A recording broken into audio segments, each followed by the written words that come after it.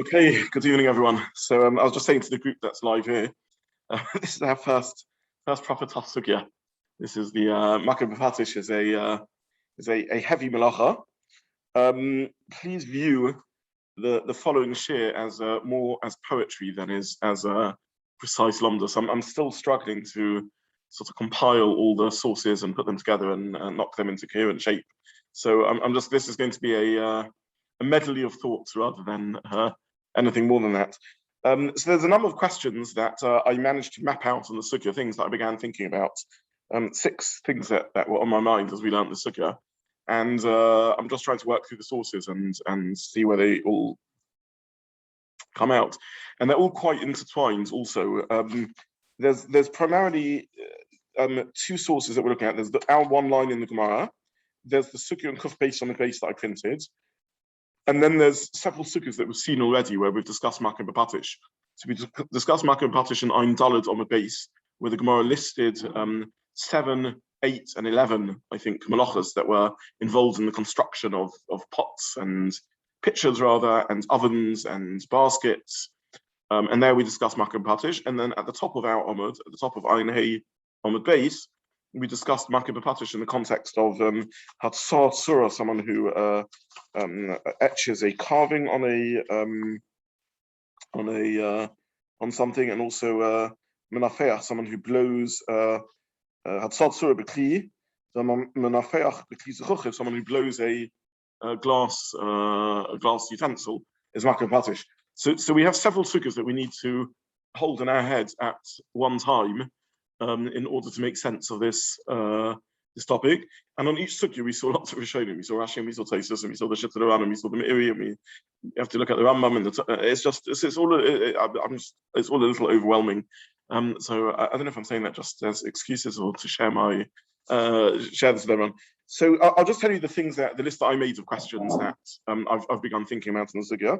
The first question is, and I hope we'll have time in today's share to begin addressing that, is what is Makkeh BePatish? What's the translation of the term? What action is being done? So it's not clear at all. Makkeh BePatish means hitting with a sledgehammer or something of the sorts. It's not clear what melacha that is. What's going on? What's the translation of the term? Once we've dealt with the translation of the term, what's the melacha? What's the significant part of what you've done? So we'll see soon as the Machlokas, Rashi, the Rabbi Chananel, the Tosfos, various others, what the translation of the term, what term we're talking about. But then how does that feed into the lomdus? What's the core and critical elements of the lomdus? And in my notes, I already begin questioning, is the lomdus any finishing of an action or some finishing of actions? Or is Makkeh BePatish not really fundamentally to do with a finishing off act at all? Is it something else? So we'll have to see the sources, but those are the sort of thoughts that are floating around in my head. What is the melacha of Makkeh BePatish? Then there's a few other things that we've already looked at that I also made a note of as we need to revisit. We have this Meiri, this fascinating Meiri that talks about why, when you write the last letters in a book, it's not Makkeh BePatish. We have to see that. The Meiri makes a comment about a melacha that has the beginning and end of the melacha done in one go is not Makkeh BePatish. Makkeh BePatish, Meiri seems to say, is finishing things off, not making things. So we need to look at that. That's the next thing I was wondering about. Then we have a discussion about whether there's Makkeh BePatish ba'oichlim. We haven't seen that yet, but I know just because of it's a very well-known Biur Halacha, and I printed the sources about that. We came across it. We looked at it previously also. Is there Makkeh BePatish ba'oichlim? Then there's the question of then there's the Rashi, the comment of Rashi, which we saw in Ein Daled on the base of Rashi says that the Makkeh BePatish doesn't apply when me'eler hanigmra. So again, I just said that filed away is something that we need to revisit. We didn't really discuss it, but again, I just referenced that for you. On Ein Daled on the base, when the Gemara lists all the melachos, Rashi wanted to know why one of the melachos listed isn't Makkeh BePatish, when it lists that you 11 melachos or 8 melachos when you make an oven or you make a pitcher or you make a basket. The Gemara lists a whole string of melachos. Rashi wants to know why one of the melachos isn't Makkeh BePatish, and he says Makkeh BePatish doesn't apply when it happens by itself. So if you bake bread in an oven, that's ofer. If you bake clay in an oven, that's not Makkeh BePatish, because it's not me doing it, it's me eler hanigmra, it's happening by itself. So I just draw that to your attention. Again, in my notes, is something important for us to think about. And finally, the big question, which is, why isn't every time I do a malacha, why isn't it also Makkeh BePatish? And to that, we have many possible answers. Can something be two malachas at once? Can it be Makkeh BePatish? Can it another malacha? Is it something to do with the me'iri of Makkeh BePatish is finishing things off, not making things? Is it because of Rashi of Me'ilel Nigmra, or is it because of other svaras? Why isn't there always Makkeh BePatish floating around in every malacha? So those are the headings of the things that the list of things that are worrying me in the sugya, just from the bits and pieces we've seen on Makkeh BePatish. And I share that with you simply because I'm trying to sort out. Our job now is to really learn the sugyas and try and sort out quite a vast array of information and try and make sense of it.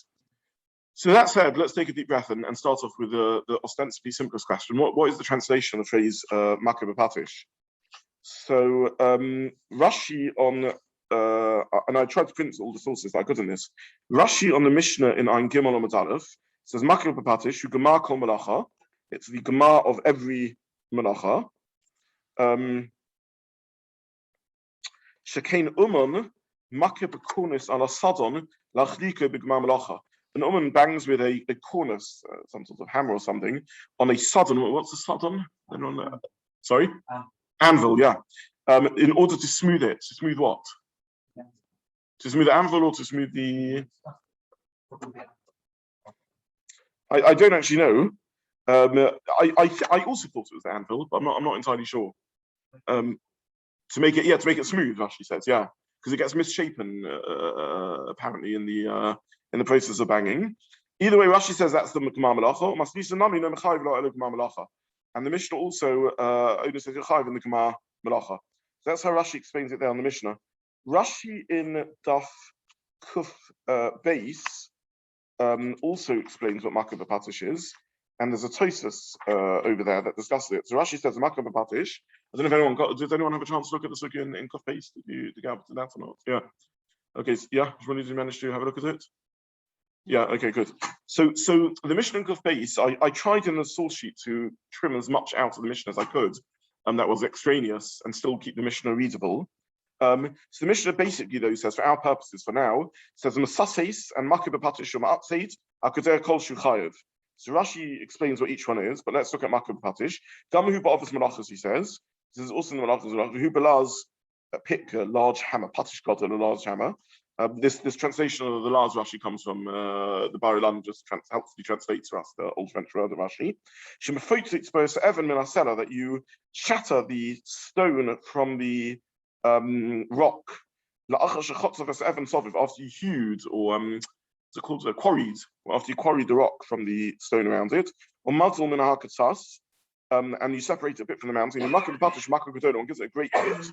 Even misparekes and it falls apart and it breaks off and falls apart. This is the Gemara Malacha of Chotzeyaven. Told us Makkeh BePatish. And anyone who finishes the Malacha on Shabbos is a tolda of Makkeh BePatish. So Rashi gives two different explanations. Rashi on the Mishnah says Makkeh BePatish is the last hammer blow on the anvil. We think it means to straighten the anvil. And Rashi there on the Mishnah in Kuf Beis explains Makkeh BePatish as the last stone broken off the mountain. Now Tosfos on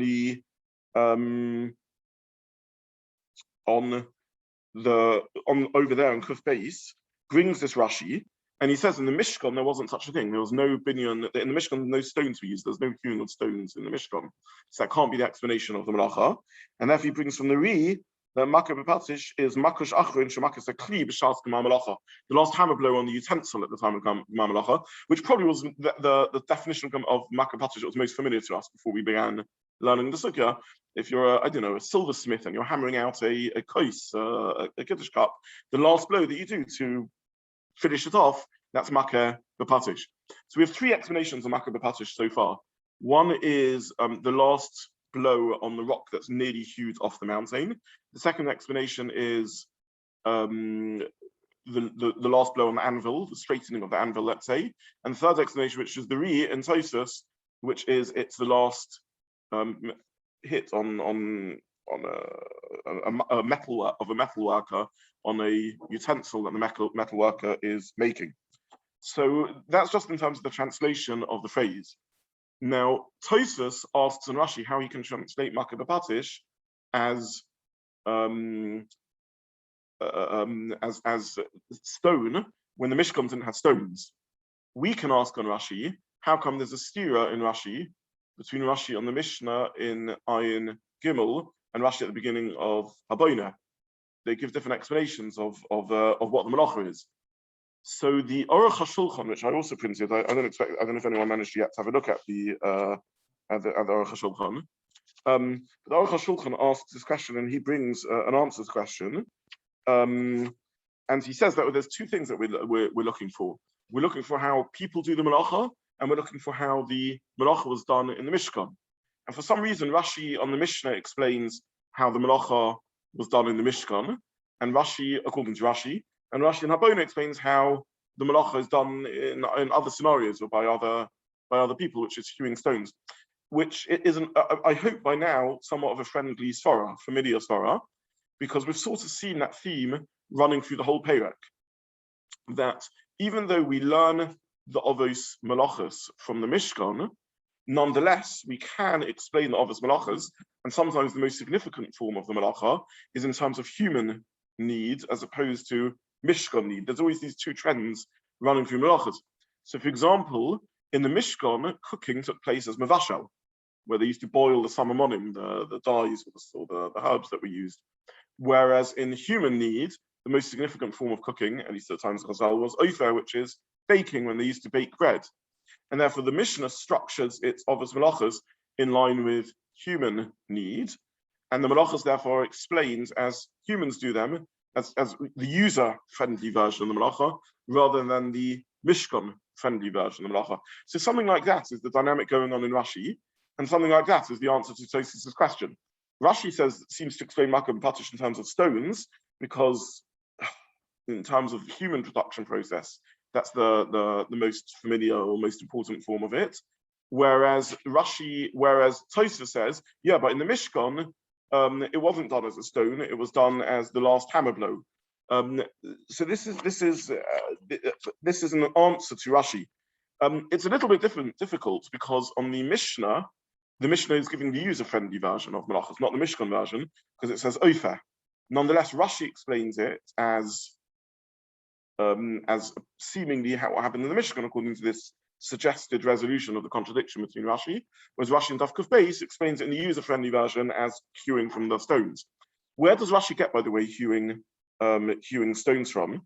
So I think maybe the answer to the question is because the Mishnah, after all, is listing the Lamatas Melachos, and there seems to be one important of the Lamatas Melachos which is missing, which is the Mishnah talks about boiner, building, which is assembling two pieces together, and sosa, destroying the building, and nowhere does it talk about where you get the stones from for the building. And now it could be because in the Mishkan they didn't build out of stones; they built out of wood. But stone quarrying is missing from the Mishnah.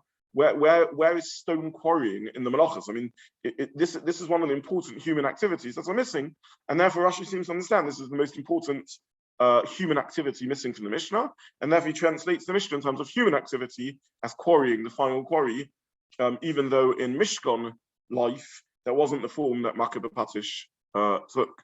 That was the furthest I got in this discussion in Rashi. But either way, we come up with three translations of the term Makkeh BePatish so far. Does Rashi not try and comment often on the page that we're dealing with, as opposed to the kind of holistic approach of the general? Tosfos more looking at the Sukkah in general. But Rashi's commenting on a Mishnah that's talking about building, different things of building. So to talk about Makkeh BePatish in terms of healing doesn't really make sense. It's not what the Mishnah's talking about. Yeah, I think that's a very good point. You're correct that Rashi is farish and therefore looks at the localized best explanation, and that would explain why Rashi chooses this explanation over here. It wouldn't answer why Rashi gave the Mishkan example over there, unless Rashi holds this also. Maybe I'm wrong in what I'm saying. Maybe Rashi holds this another reasonable example, and both of them are reasonable translations of the Av Melacha. maybe something like ko avos melachos. Maybe you're saying better than I'm saying. Maybe you're right. Maybe Rashi primarily here is explaining not because of the user friendliness of it, but because the mission is a mission of building of stones. Maybe that's a better answer. Yeah, that's a good point. Thank you. Is Rashi's explanation on Gimel the same as Rosh Ben Gamliel in Chutz? Yeah, this is also a problem. It does appear to be the case. And one Shafal and one Marmot, but that doesn't seem to be.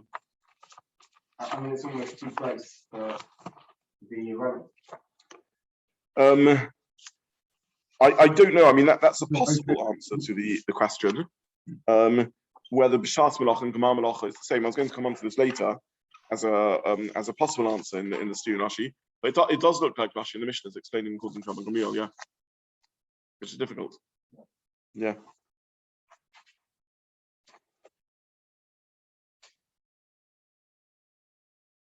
Yeah.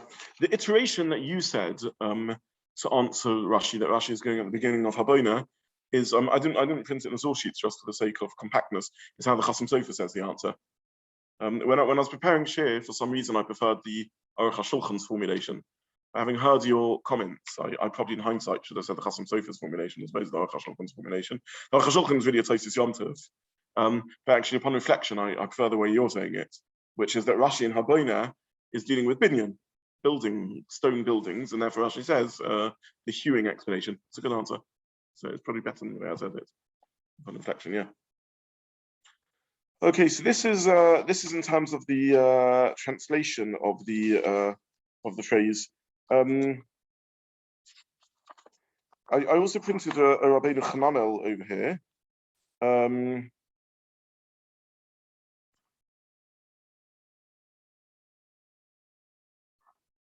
little bit. Maybe I'll leave the Rabbeinu Chananel. We'll get to it later. Okay. So that's the most I had to say on what these terms mean. The next thing really I want to talk about was the lomdus of this whole business. What is the melachot of Makkeh BePatish? So here we have a very difficult and fascinating Rambam. If we learn the Rambam neutrally, I think one comes up with quite a surprising conclusion in the Rambam. Let's look at the Rambam. First, the Rambam in Peish Mishnayos, which I printed in source 2. But as was pointed out to me before the Shiur, I should emphasize a lot of the devil is in the detail here, in the exact nuance of the language being said. And unfortunately, when we learn Rambam in Peish Mishnayos, we only have the translation into Hebrew. The Rambam wrote in Arabic, so it's inaccessible to us. So we're always learning the Hebrew translation. There are a number of translation variants that are floating around. I simply took the translation from the Bar Ilan, which was just because it was an easy way to print it. But the translation that we have printed in our Gemara is a much earlier translation. The Rambam comes from a Rishon. In the life of the Rambam, the Peish Mishnayos was translated by someone called Ibn Tabun, who was a Talmud, a virtual Talmud of the Rambam. He didn't meet the Rambam, but he started the Rambam's works passionately. He came from a family of translators. But either way, if we read the Rambam in front of us, Makkeh BePatish, v'afilu b'Gemar Malacha. The Rambam says even at the end of the Gemara, even at the Gemar Malacha, k'derech sha'osin hamarkiyim b'patishim shemakim hakois kalos ma'oid k'dei liyasher pnei hakeli. So the markiyim, I think, are silversmiths. When you get very thin gold leaf or silver leaf. So I think that's the meaning of the word. Markiyin is from the very thin, is very thin metal, like rakia, like the firmament, the very thin metal, and they hit with very gentle blows in order to straighten the kli, and to smooth it. Kono pulazu alter it, whatever that term means. But if you kol tikkun melacha v'gamra, any tikkun or melacha, polishing, yipoy, Kunon told us Makkeh BePatish. They're all told of Makkeh BePatish. V'hu Amram, and now he quotes our Gemara. So here we have a Rambam which is a parish on the Gemara. Kol midi to isbei Gemar Malacha, chayv mishum Makkeh BePatish. Anything which has in it Gemar Malacha is chayv for Makkeh BePatish. Let's have a look at the Rambam in his Mishnah Torah. He says, a Makkeh BePatish akar achas chayv. Someone who hits with a patish one blow is chayv. Chol ha'isa dova shu Gemar Malacha. How is that told as Makkeh BePatish chayv? Anything that you do, which is a Gemar Malacha, is a tolda of Makkeh BePatish. So it seems to me that the Rambam is taking a completely contrasting view what we intuited the melacha to be.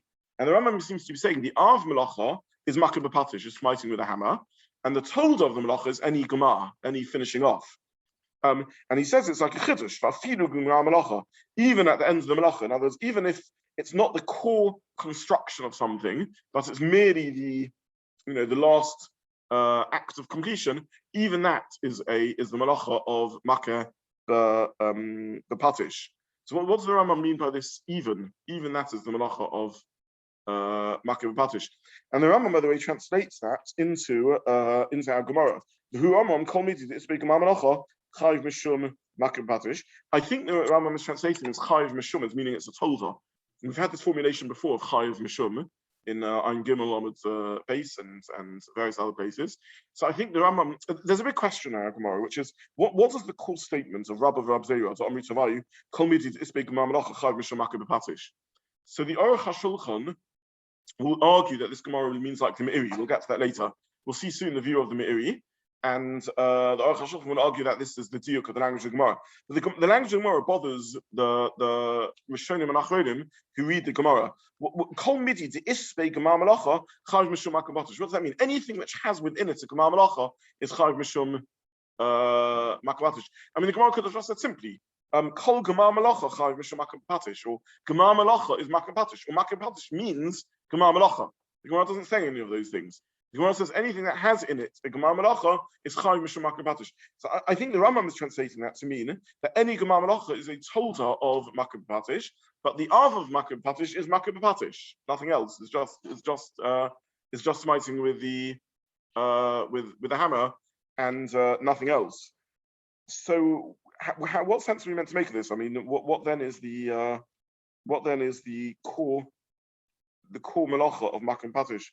So there is a Rambam in which I printed on in Source 7, I called it, which is a Rambam in Perik Yud Halacha Yud Zayin. Hamafis shchim b'Shabbos k'dei laharchiv pi'amakos. So someone has a boil and someone pops the boil. K'derech sharoifen oisan she'em ischavnim b'refuah laharchiv pi'amaka. How is there chayiv mishum Makkeh BePatish? A fascinating Rambam.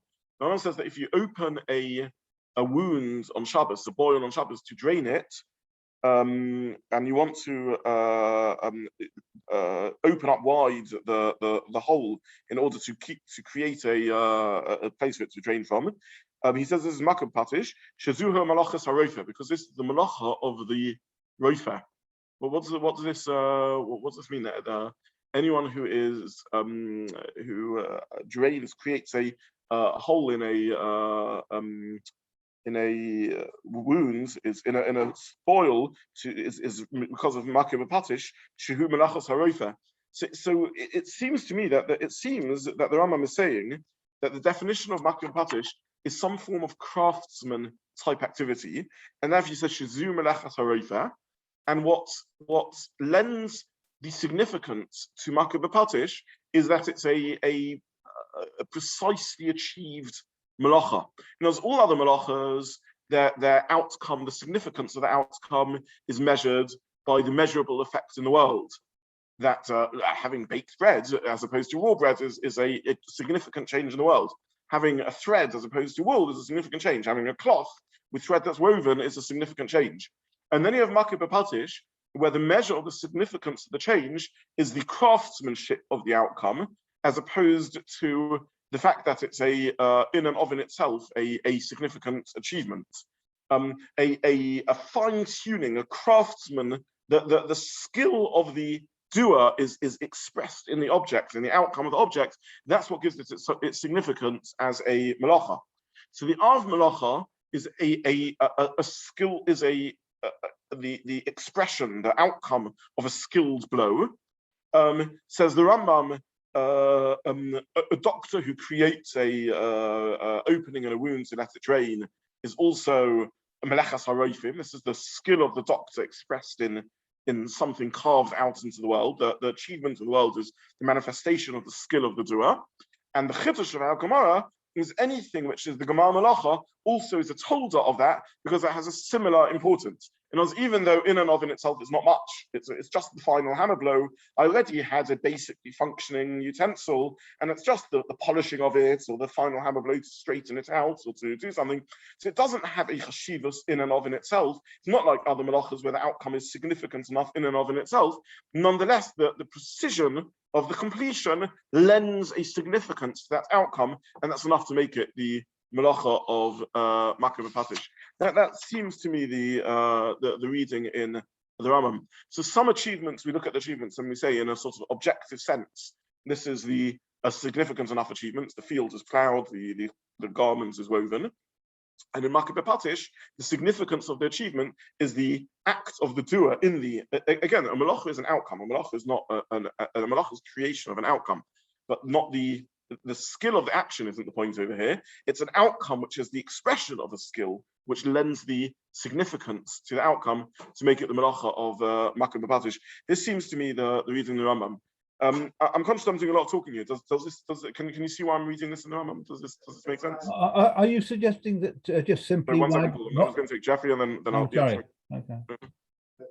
Reading in character is It probably is a tolda, yes, because the Av is one particular form of precision, which is the Makkeh BePatish, and then there's a tolda, which is a different form of craftsman-like precision, a remarkable application, the skill of a doctor in the action on a patient. Yes, sorry, Paul.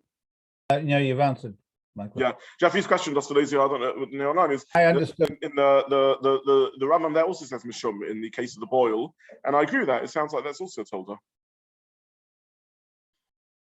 Yeah.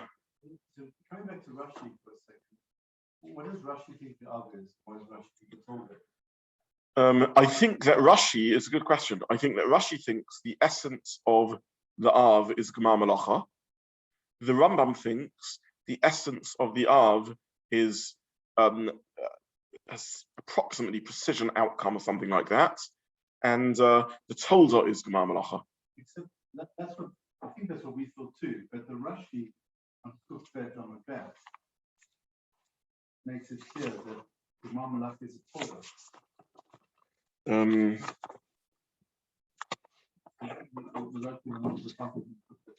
I thought I don't know. I thought that was that scenario was a tolda. Because I think Rashi understands the core aspect of Makkeh BePatish is Gemar Melacha. Rashi is difficult because he begins by saying Gamhu ba'avos melachos. It's also in the others melachos. V'ubalaz pick, and then he says Evan, and it falls. And then he says, for some reason, he says V'chol HaGomer is the tolda. So it seems that Rashi is learning that the Patish case is also the Av. And then Rashi, for some reason which we don't really understand, says that anything which is a Gemar Melach is a tolda. Now, why is Rashi telling me that? I mean, as you correctly pointed out, Rashi's job is to be a mafarish. There's nothing ostensibly in the Mishnah, which I don't know, which demands of Rashi to say this additional comment, unless he's coming to explain why the other scenarios are Makkeh BePatish also. So it seems from Rashi that the Av Melacha is a particular scenario of Gemar, and the Tolda is any other Gemars, as opposed to the Rambam, who says the Av Melacha is a craftsman-like outcome of Makkeh BePatish, and the Tolda is other craftsman-like outcomes and Gemar Melachas. That's what appears to be in the Rambam.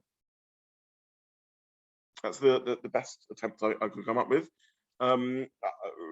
Rabbizobin, both virtual and live, over to you. Let's see what you make of these sources. Emir Hashem on Sunday, we'll carry on. But I have to say, as I said at the beginning, this is all tentative. I'm really struggling with Sukkah, and let's try and work through it together and see what we come up with. Everyone, thank you so much for joining. Thank you.